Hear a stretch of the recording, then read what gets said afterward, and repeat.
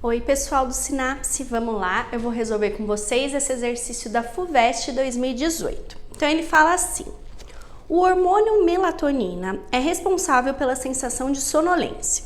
Em nosso organismo, a concentração de melatonina começa a aumentar ao anoitecer, atinge o máximo no meio da noite e decresce com a luz do dia, para a gente poder dormir melhor aí à noite. A melatonina é sintetizada a partir do aminoácido triptofano, em 4 etapas catalisadas por diferentes enzimas, sendo que a enzima 3 é degradada em presença da luz. Então ele pegou, deu o esquema aqui pra gente. O que é importante a gente anotar? Essa enzima 3 aqui que está na terceira etapa, ele falou pra gente que essa enzima ela é degradada em presença aí de luz, certo? Então, eu vou acabar com essa enzima, então se eu tiver luz, eu não consigo completar aí a sequência de reações até chegar na melatonina.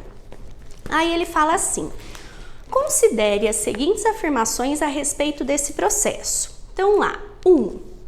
Na etapa 2, há perda de dióxido de carbono. E na etapa 3, a serotonina é transformada em uma amida. Então vamos olhar primeiro em relação aqui à etapa 2.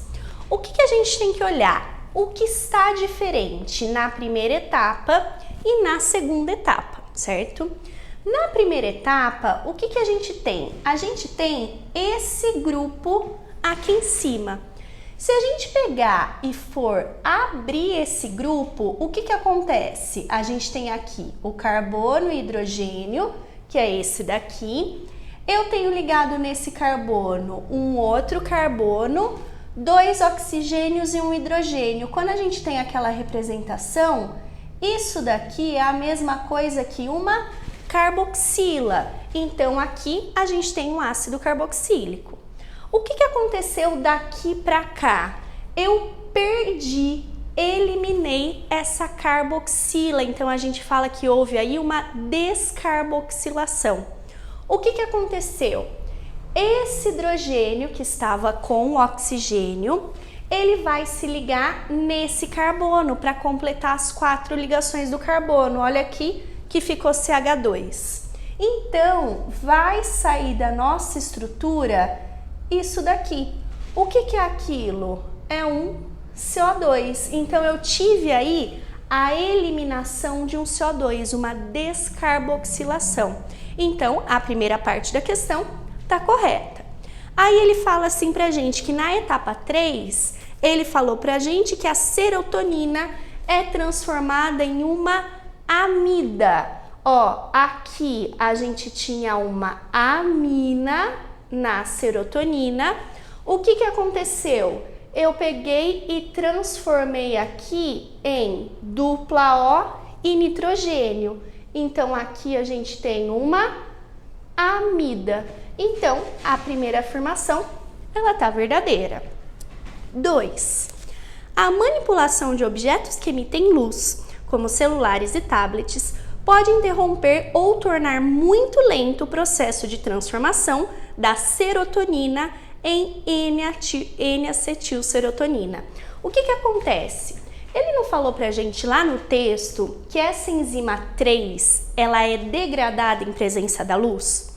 Se a gente fica no celular, televisão ou tablet, eles emitem luz e daí vai acontecer o quê? A gente não vai conseguir transformar a serotonina em N-acetilserotonina.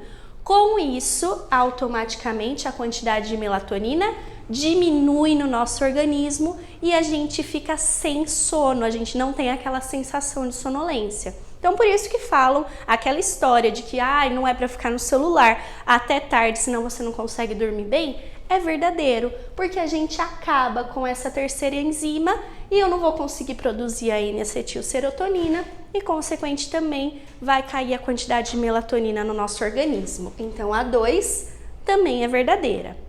Agora, a terceira. O aumento da concentração de triptofano na corrente sanguínea pode fazer com que a pessoa adormeça mais lentamente ao anoitecer.